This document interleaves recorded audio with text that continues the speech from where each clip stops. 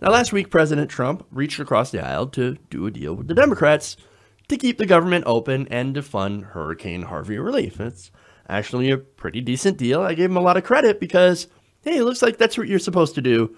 You're supposed to go in, you're supposed to reach across the aisle, make deals to actually get things that need to get done. Now, the other reason that I gave Donald Trump some credit was because, unlike Mitch McConnell and Paul Ryan, Trump wasn't playing politics with the debt ceiling or with Harvey aid. That's a good thing. You don't want to play politics with either of those things because they're very, very important. If you don't pay the debt ceiling, if you don't raise the debt ceiling, we're not able to pay our bills as a country. Not only that, but again, there are millions of people that right now are still rebuilding, are going to be rebuilding for a long time after Hurricane Harvey. They deserve to have aid from the government. I don't care what your politics are. I know some people are like, oh, they don't like the government down there in Texas, so we shouldn't bring the government. No. Government is there to help you in disaster situations like this. I don't care if you're a conservative or a libertarian, whatever. You're an American and you need help. And we're going to provide it. And let's hope you remember next time there's another place that needs help. But anyway. Now, a lot of people, they were basically stunned that the president would turn his back on Republicans and actually make deals with the Democrats. Now, I was also kind of stunned because this means he actually did something decent and I had to give him some credit for it. And another reason that I think a lot of people might be stunned is that for a moment, Trump actually had a moment of self-realization. Wow. As Axios explains, a Trump advisor says that after a tumultuous 7 months in office, it had finally dawned on the president that, quote, people really fucking hate me.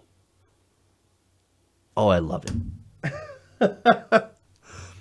They also write, for someone who has spent his life lapping up adulation, however fake, it was a harsh realization. This is a man with an especially acute need for affirmation. Now, look, we know that. We know that he surrounds himself with people who say yes. Not only that, but this is a guy who has to watch cable news like at least 6 hours a day.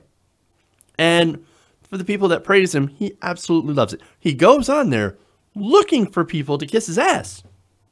So, yes, he needs that adulation. He needs to be praised because he's a child. And that just shows that he's not very sophisticated, right? Now, his motives are, how does it help me? And what will the pundits on Fox say about it? Now, I reported that in the Dem deal, he actually got praise from Fox and Friends. So he was super happy. He was running around the White House. He was jumping and skipping. And, well, okay, maybe not literally. But he was super happy about it. He was stoked. He's like, oh, man, people are giving me so much credit for the deal with the Democrats. I might deal with Chuck Schumer again. I might deal with Nancy Pelosi again. Oh, you want me to send out a tweet for you? On DACA? Sure thing, Nancy. You are my best friend. I love the media. The press is being fantastic to me. Like, he's like a child in a candy shop. When the press is good to him, he absolutely loves it, right? And he saw that if you do something positive for a change, well, then you're going to get some positive press. Now, that could have some very negative implications. Like, for example, when he started bombing Syria. When he launched some missiles at Syria, the press was like, the establishment press was like, oh, so presidential. Look at Trump. This is the day he became president. I was like, missiles are, hitting a Syrian airstrip. That's the day he became presidential. So look, you can have a very negative impact from this. And that goes for other establishment policies like raising or cutting taxes for the rich and corporations. I understand that, right? But I'm going to try to be positive here and a little bit hopeful here. I know, right? Coming from the cynic, I think this might mean a lot. But see, here's the thing about Trump, right? We know he's not an ideologue. He doesn't care about policy. He doesn't care about nuance.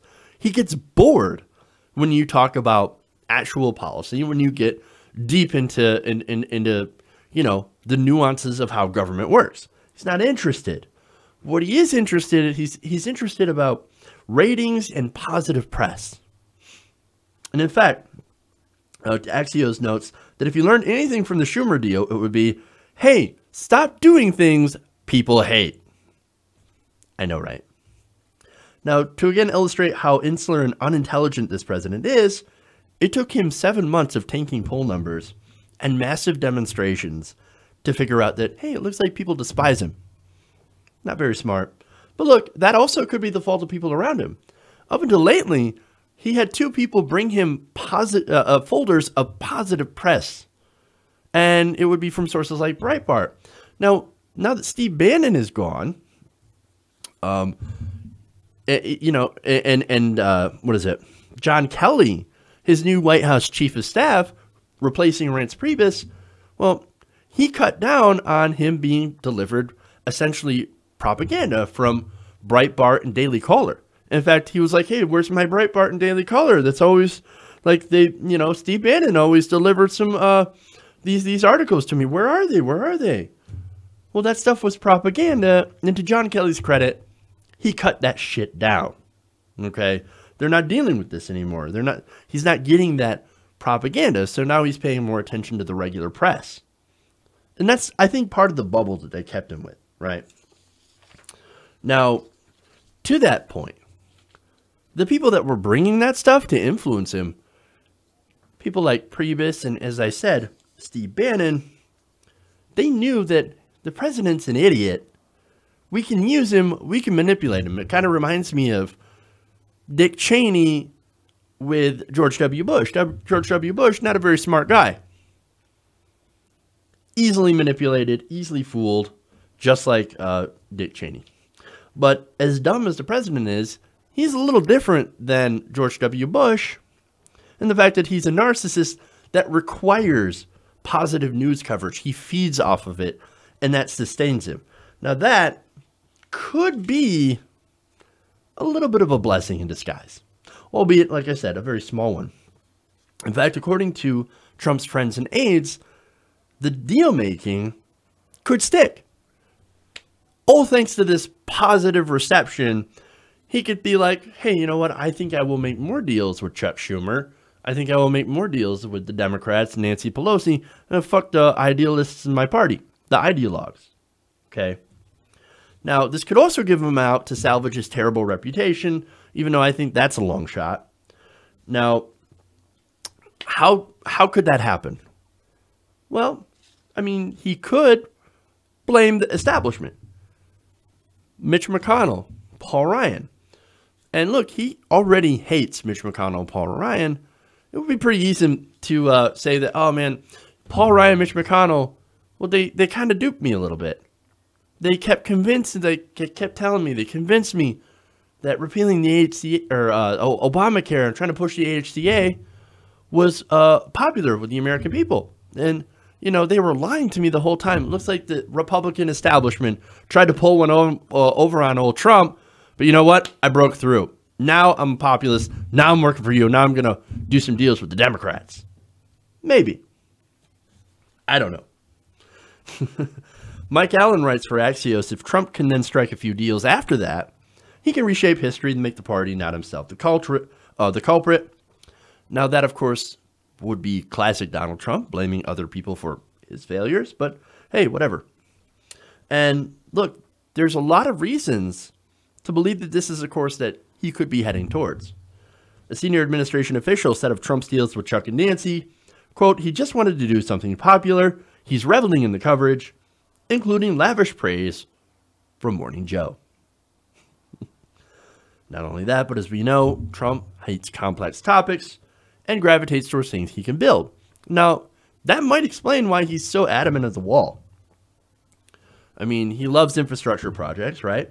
Well, how about instead of building a wall, maybe we could convince him to build a high-speed rail or some other real infrastructure program.